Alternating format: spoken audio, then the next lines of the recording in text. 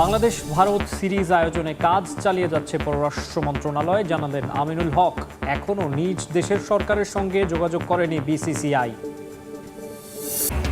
অস্ট্রেলিয়ার বিপক্ষে সিরিজে বাংলাদেশের প্রস্তুতিতে ঘাটতি দেখছেন ডেভ ওয়াটমোর। নাহিদ রানার না থাকাকে দুর্ভাগ্যজনক বললেন সাবেক লাল সবুজ কোচ। কমলাপুর স্টেডিয়ামের অব্যবস্থাপনায় ক্ষুব্ধ ক্রীড়া প্রতিমন্ত্রী। সাময়িক বহিষ্কার করলেন প্রশাসককে। বরাদ্দ দেয়া সব দোকানের চুক্তি বাতিলের নির্দেশ। সেপ্টেম্বরে কি আদৌ মাঠে গড়াবে বাংলাদেশ ভারত সিরিজ? বাংলাদেশের পক্ষ থেকে আন্তরিকভাবে চেষ্টা করা হলেও অনেকটা গা ছাড়া ভাব ভারতীয়দের। এই ইস্যুতে পররাষ্ট্র মন্ত্রণালয় কাজ চালিয়ে যাচ্ছে বলে জানিয়েছেন যুব ও ক্রীড়া প্রতিমন্ত্রী আমিনুল হক।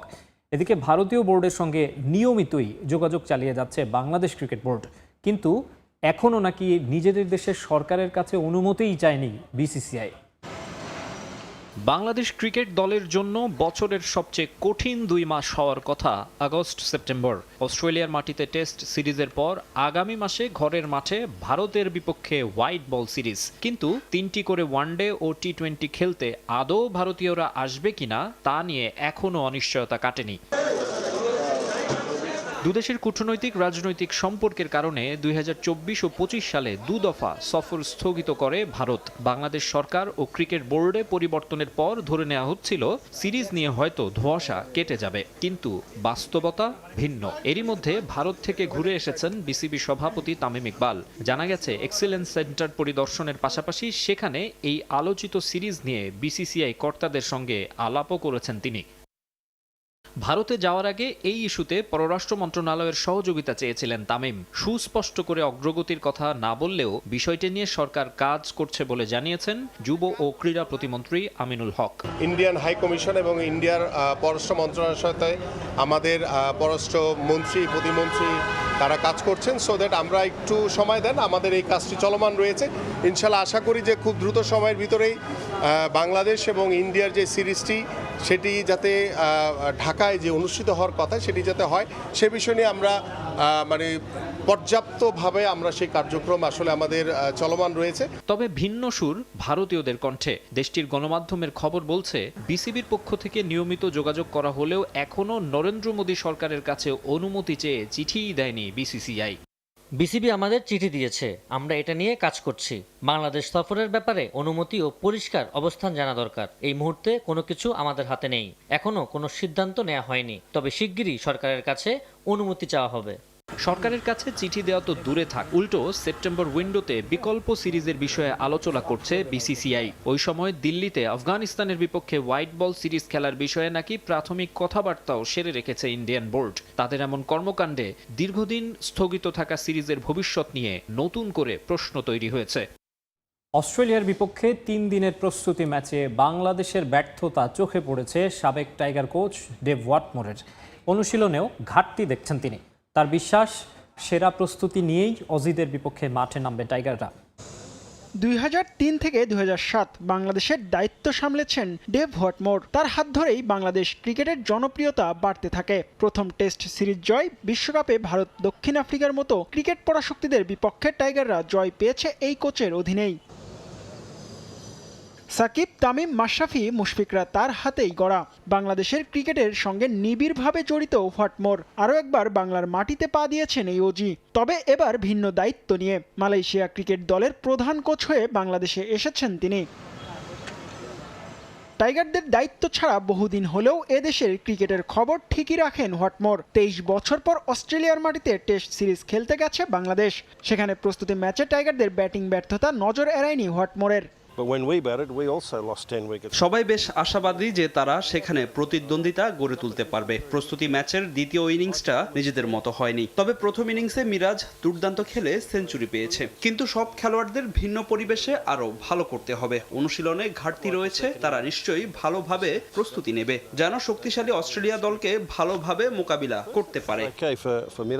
অস্ট্রেলিয়া সফরের আগে সবচেয়ে বেশি আলোচনায় ছিলেন টাইগার পেসার নাহিদ রানা। অস্ট্রেলিয়ার কন্ডিশনে গতি আর বাউন্সে দারুণ কার্যকর হতেন এই পেসার, কিন্তু ইনজুরিতে তার না থাকা বাংলাদেশ দলের জন্য দুর্ভাগ্যজনক বলে মনে করছেন হোয়াটমোর। হ্যাঁ, রানা ভালো প্লেয়ার, কিন্তু দুর্ভাগ্যজনক সে শতভাগ ফিট নেই। বাংলাদেশের পেসাররা ভালো করছে, শ্রীলঙ্কা, ভারত, পাকিস্তানের সবসময় ভালো পেসার ছিল। এই অঞ্চলে মূলত তরুণ পেসারদের ভালোভাবে গড়ে তোলে এবং এই দেশও এর ব্যতিক্রম নয়। সাবেক টাইগার গুরুর কথাই যেন ঠিক হয়, প্রস্তুতি ম্যাচের ব্যর্থতা ঝেড়ে ফেলে মূল খেলায় অজিদের চ্যালেঞ্জ ছুড়ে দিতে পারে শান্তর দল। এটাই এখন প্রত্যাশা থাকবে কোটি টাইগার সমর্থকদের। লঙ্কান প্রিমিয়ার লিগ মাতিয়ে দেশে ফিরলেন তাওহিদ হৃদয়। শিরোপা জিততে না পারলেও ক্রিকইনফোর হিসেবে এলপিএল এর সেরা একাদশে জায়গা করে নিয়েছেন টাইগার ব্যাটার। লঙ্কা দ্বীপ জয় করে ঘরের ছেলে ফিরলেন ঘরে। লঙ্কান প্রিমিয়ার লিগে ব্যাট হাতে ঝড় তুলে ঢাকায় পা রাখলেন জাতীয় দলের তারকা ব্যাটার তাওহিদ হৃদয়। টুর্নামেন্ট জুড়ে তার উইলো থেকে এসেছে একের পর এক নান্দনিক ইনিংস। কঠিন পরিস্থিতিতে ম্যাচ জেতানো ব্যাটিংয়ে লঙ্কান ক্রিকেট ভক্তদের হৃদয়ে জায়গা করে নিয়েছেন তাওহিদ হৃদয়। ফ্র্যাঞ্চাইজি ক্রিকেটে নিজেকে প্রমাণ করেছেন আরও একবার। এবারের এলপিএলে বাংলাদেশি তারকা ধারাবাহিকভাবে রান করে গেছেন। 4 ছক্কার ফুল ঝুড়িতে স্ট্রাইক রেট কিংবা গড় সবখানেই ছিলেন দুর্দান্ত। মিডল অর্ডারে নেমে দলের হাল ধরা কিংবা ডেথ ওভারে বোলারদের ওপর চড়াও হওয়া, সব ভূমিকায় লেটার মার্কসই দিতে হবে তাকে। শুধু বাংলাদেশের ক্রিকেট ভক্তরাই নন, তার এই পরিণত ব্যাটিংয়ের প্রশংসা শোনা গেছে খোদ লঙ্কান কিংবদন্তিদের মুখেও। তবে এলপিএলের এই সাফল্য গাথা এখন অতীত। হৃদয়ের লক্ষ্য এবার জাতীয় দলের আসন্ন মিশন। ফ্র্যাঞ্চাইজি লিগের এই আত্মবিশ্বাসকে পুঁজি করে লাল সবুজের জার্সিতেও রানের ফোয়ারা ছোটাতে চান ডানহাতি এই হার্ড হিটার। সামনেই দেশের বড় খেলা। সবকিছু ঠিক থাকলে 3টি ওয়ানডে ও 3টি টি-20 খেলতে বাংলাদেশে আসবে ভারত দল। আর সেখানে হৃদয়ের এই দুর্দান্ত ফর্ম স্বস্তি দেবে টিম ম্যানেজমেন্টকেও। লঙ্কান লিগে হৃদয়ের এই রাজকীয় পারফরমেন্স কেবল তার একার নয়, দেশের ক্রিকেটের জন্য বড় এক বিজ্ঞাপন। ভক্তদের প্রত্যাশা ব্যাটের এই ধার বজায় থাকবে আসন্ন আন্তর্জাতিক মঞ্চেও।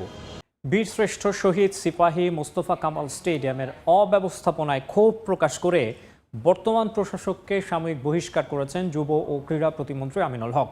স্টেডিয়াম এলাকায় থাকা সব দোকানের চুক্তি বাতিল করে সেগুলো বিভিন্ন ক্লাবের নামে বরাদ্দ দেওয়া হবে বলে জানান তিনি। ড্রেসিং রুম, প্রেস বক্স সহ পুরো স্টেডিয়াম সংস্কার করে স্টেডিয়ামটি দ্রুত বাফুফেকে বুঝিয়ে দেওয়ার আশ্বাস দিয়েছেন আমিনুল হক। স্টেডিয়ামের ড্রেসিং রুমের পরিবেশ যাচ্ছে তাই, ওয়াশরুমের পরিবেশ যাচ্ছে তাই, এবং সর্বোপরি আমাদের যে আপনাদের যে মিডিয়ার যারা প্রেস বক্স, সেটার অবস্থাও একদম যাচ্ছে তাই আমি বলবো। এটি এতদিনে পরিষ্কার হয়ে যাওয়ার কথা, এখানে কোনো কিছুই থাকার কথা না। প্রশাসক যিনি দায়িত্ব পালন করছিলেন তার কাজের অবহেলার কারণেই কিন্তু এই 2 মাসে কোনো কিছু হয়নি, এবং যখন আমার নজরে এসছে তাৎক্ষণিকভাবে কিন্তু তার বিরুদ্ধে আমরা ব্যবস্থা নিয়েছি, তাকে সাময়িক বরখাস্ত করা হয়েছে। সেপ্টেম্বরে বাংলাদেশ ভারত ম্যাচ হবে কিনা তা এখনো অনিশ্চিত।